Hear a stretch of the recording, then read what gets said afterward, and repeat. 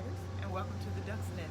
This is the military mom and the military son, and we are here to do part 2 of the backpack unboxing. But before we get to the handbag portion of the video, I have a couple of questions. I'm ready.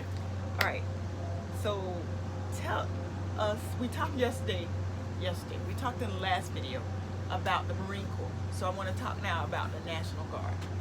Tell us about, let's talk about guns. So I'll tell you a quick interesting fact about the National Guard and Reserves. So for a lot of people don't know the difference between regular military and National Guard and Reserves is the fact that active duty is basically every single day you wake up, you go to work, the military is your life. Reserve and National Guard is a weekend out of the month where you go and do that work, and then the other time you go back to your regular life, your regular family, for your school, your other job, and stuff like that. But the irony is, especially during the initial push in Iraq and Afghanistan, the reserves and the National Guard were deployed just as much as the active duty was. And a lot of people think, oh, the National Guard Reserve, they just kind of sit over on the side, but they get deployed just as much to combat zones and as much as active duty. And you basically become an active unit once you're deployed. Okay. Now guns, where do you want to start? Where do you want to start? I mean, we can do this all day. I don't know, what do you want? I'll tell you about the M16A2 service rifle. So that is like the most classic weapon. That's like a Marine's like right hand right there. It is one of the most accurate weapon. It's air cooled.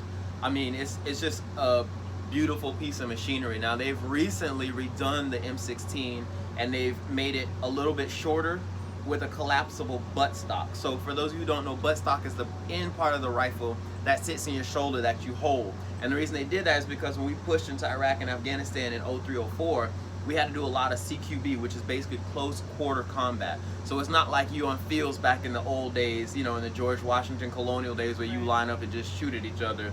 And the last team that has the most people standing at the end wins. We'd have to go into a lot of buildings, a lot of warehouses, a lot of factories. And when you have a long rifle like that, it makes it less convenient for you to peek around corners and do stuff. So they made the new one that's a little bit shorter, and then it's got a collapsible buttstock, so you can pull it out for when you need to, or collapse it when you have to do CQB. Okay. But yeah, that's my favorite. And then every service member carries a sidearm, and ours were the M9. Okay, so you had, and this was in the National Guard, so you had an M16, the one that you can disassemble in 57 seconds, and you also 55 on a good day. I'm just saying. When you had your Wheaties, and you had a sidearm, which was an M9. Okay. M9s are very common to local law enforcement. A lot of sheriff's office you'll see carrying those. Regular police, wherever you are, they always have the M9s. They're just reliable. They're easy sidearm to use. They're mass produced, so buying the ammunition is cheap. And then we also carried around 1014 Benellis, which were a really cool kind of shotgun. So they're not like a magazine type shotgun or anything like that. They're not like the sawed-offs or anything like that. You put the normal little shotgun shell in and it holds up to 4 cartridges, if I'm not mistaken. But they're a really powerful, really strong shotgun. Something about a shotgun when you carry it, you just feel like nobody's gonna mess with me. Well, like you got a big old shotgun and you're just ready to go. If you got an M16, a shotgun, and a sidearm, yeah, And your mounted vehicle weapon. Every vehicle, whenever you leave the base, you're always in a vehicle. ASV, an MRAP, a Humvee, and every vehicle has a weapon mounted on top of it for 360 security. Now, while I was overseas, while I was with the National Guard, I had an ASV, an MRAP, and I drove a Humvee, and we had 50 cals, which basically a 50 cal, if you get hit with a 50 cal, it's gonna cut a human being in half. It's really giant bullets, 50 caliber. But yeah, I think that's what we had. We had a 50 cal. We also had a Mark 19. A Mark 19 means nothing to a lot of you, but it's a really big, really powerful, like giant gun that gets mounted on your vehicle. So if you have to shoot into buildings or other cars, it's going to disable that vehicle so nobody can follow you or anything like that. Wow. But yeah, good times, good times. Oh, good times with all these. It was good times. He really is normal. I mean, he really is normal. All right, so we've talked, let's see, 5 minutes about. You got a little excited about your gun. Dang, son. that was a long time. I apologize. All right. You got a little excited about your gun. Back to what you really tuned in for. The handbag portion of the video. Okay, so a lot of you showed interest in the backpack that we did in part 1, and we're outside and there's a motorcycle, but I wanted to just bring Willie Mae. Some of you, my regular viewers, my subscribers may remember Willie Mae. This is a bag that reminds me so much of Florentine leather. Oh my gosh. And it's a drawstring, and here's her strap. Okay, so I was so in love with Willie Mae that I purchased her brother, which is the backpack, and I repackaged it because I wanted to show you all how it came. So, of course, it was an eBay purchase, and it came in a box, and this is how the seller packaged it. In this nice little plastic bag. So Willie Mae's brother did have some weather protection, and so let me just show you the features really quickly, a little more closely than I did in the first video. So this is her, okay, wait, let me stop. I am going to name this bag, and I'm going to call this one and only bag a he. All the rest of my collection is female. This is a male bag. So I will, I'll think of a name. Anyway, the top handle has whip stitching, roll top handle with whip stitching. We all know how I feel about that. The straps are all leather. And of course, let's get to the good part. Here is the tag, Will, and here is the emblem somewhere in here.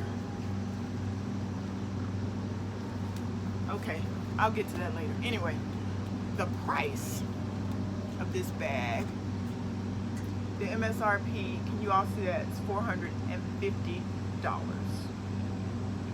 And again, the company is Will Leather Goods out of Oregon. So we've got a whip stitched top handle. We have a flap, and let me show you all how this flap is secured.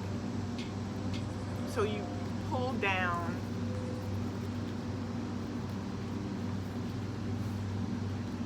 that is getting in the way. So there's the security. There is no hardware on the front of the bag. So there's the underside of the flap. It is, I have this tied, but it's actually a drawstring.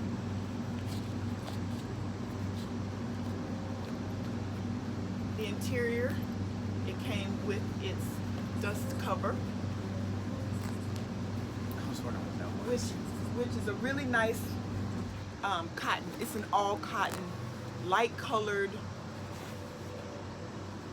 dust cover with the drawstring. So it's a really nice dust cover.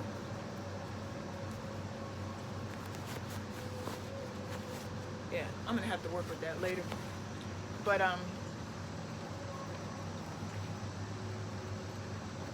here is the emblem, and he has a leather zipper pull for the zipper here, and the zipper pocket is there, and on the outside of the zipper pockets there are two smaller pockets, but I can't get my hands in there.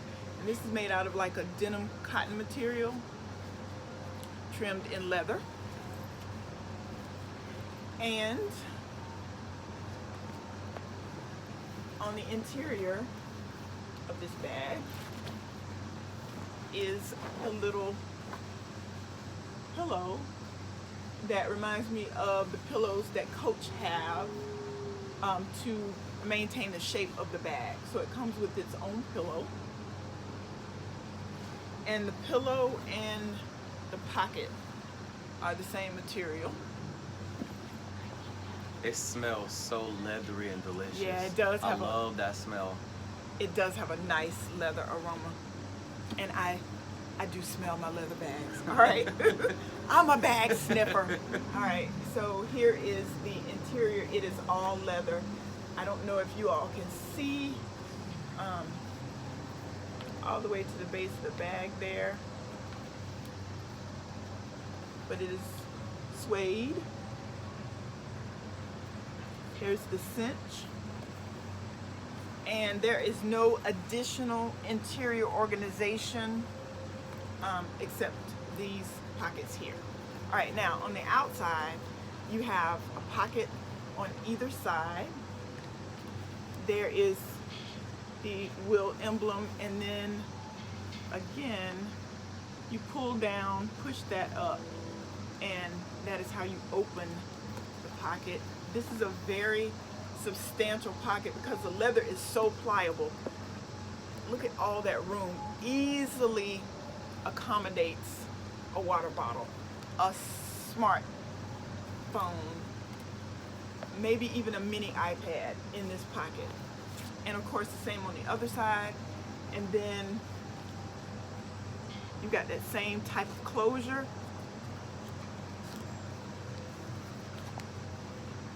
And the pocket is a pouch pocket with a flap.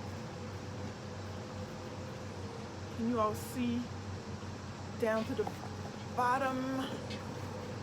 Really nice front pocket. So this also has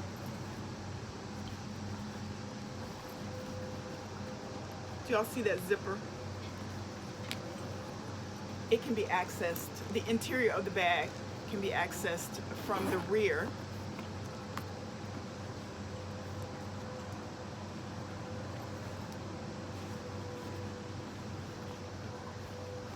And that zip goes almost down to the base of the bag. So it would make it really easy if you have it on your back and your phone happens to be inside the backpack, or whatever you need is inside the backpack. You would just need to... So you don't have to go digging through everything like that? Yes. So I think... Oh my gosh, I love this leather bag. I think I have... did I show you all the connection there on the back for the straps? And the grommets? Just an extremely well-made bag that will probably last, I mean, forever. So I think I'm going to name him, Victor Newman. Do you know who Victor Newman is? I've heard the name before, but I cannot say I know him off the top of my head. Okay, so the viewers there, probably a lot of you know who Victor Newman is. Victor Newman. Is he one of the original members of KISS? That's not who he is. He's young. He's young. Victor Newman is a character on the daytime drama The Young and the Restless. Oh, Victor! Yeah, that's the big boss. Victor pull all the strings and call all the shots. Everything goes through Victor. And Victor Newman has lasted 4 decades on The Young and the Restless. He has got a little mustache. Yeah. Victor Newman, and he's smooth. Yeah, Victor Newman has been on The Young and the Restless since 1980.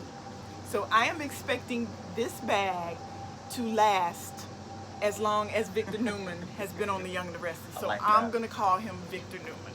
And his sister, Willie Mae.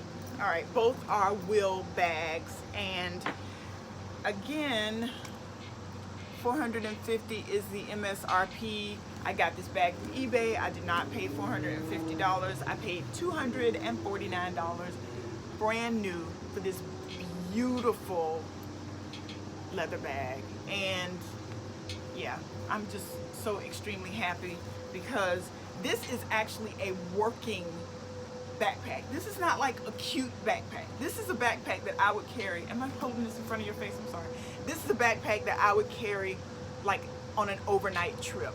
I don't go camping. This would be a perfect camping bag, don't you think? Mm-hmm. But yeah, so Victor would accompany me on maybe an overnight or a weekend trip because he's actually large enough for me to throw a pair of jeans, a couple of t-shirts, things like that, and just pull this drawstring, close that flap, and Victor is ready to roll.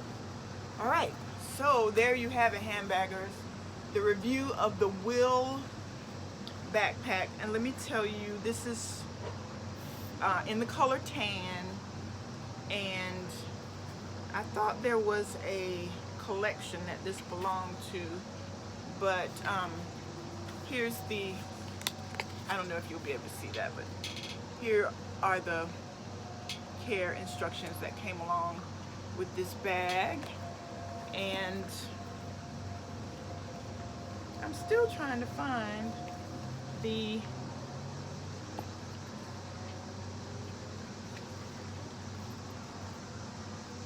there it is. This is what I wanted to show you all. The medallion, the leather, and I guess that's brass, the leather and brass medallion. So yeah, I want to thank you for helping me with the review. My pleasure. Is there anything you wanted to say about this bag? I know you reviewed it, but I like the bag. I'm a huge fan of the bag, and I think something I've noticed today as you were displaying it is this is a good unisex bag. It doesn't have to be a girly bag. You know, a guy could carry this bag, you know. I can see a guy going into the office, you know, have his little briefs in there or whatever. I mean, his like document briefs in there, and like, you know, going on a little trip. That says like his little man bag, you know. And the straps are long enough where it fits easily on my back and I can easily wiggle out of it. It is adjustable here at the bottom with plentiful notches, and I have a pouch that I bought from eBay.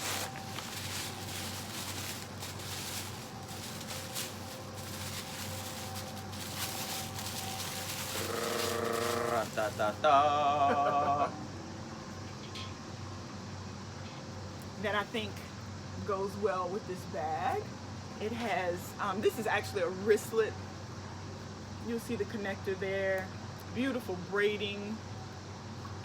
And the interior looks just like Victor. So if this is Victor Newman, then this would be Nikki. I got that reference. Oh yeah. I got that one. All right. And I think the colors in Nikki and Victor complement the colors in my Coach Messenger bag. So I would even carry all three of these at the same time on, like I said, like an overnight or a weekend trip. So in wrapping up, do you want to sing the Carrie Underwood song? What I dug my key into the side of his pretty little souped up four-wheel drive, carved my name into his leather seats. I took a Louisville Slugger to both headlights, slashed a hole in all four tires. Maybe next time he'll think before he cheats. Thank you all for dropping by the Duck's Nest, and as always, happy carrying.